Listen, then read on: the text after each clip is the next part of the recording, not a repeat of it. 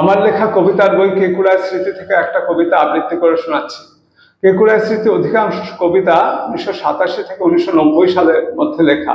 বর্তমান যে কবিতাটি আমি আবৃত্তি করে শোনাচ্ছি তার নাম সন্ধ্যার ইশারাটুকু পেয়ে। নগ্ন রাতের ছায়া পাশাপাশি ছিল, হাত ধরে অবিবেকী শিশুর মতন। আমি এক শীর্ণ নদী খাতে, তখন সন্ধ্যায় বিষ ছিল। সাপের খোলস ছেড়ে মেরুদণ্ডী হয়ে ওঠা বাঘের মতন একদিন আমি নগ্ন নদী খাতে, সে কি তোমার ইশারাটুকু পেয়ে। প্রান্তর থেকে কবে ছুটে এলো টকবগে ঘোড়া, প্রণাম জানিয়ে গেল। দুটি রাত আছে, আমি এক বিদেহী শরীরে, মনে হয় ছুটে গেছি হাজার বছর। কোনো দেশে দ্বীপে এ জীবন জন্ম জন্মান্তর, অনেক রূপলি রোদ মেখে।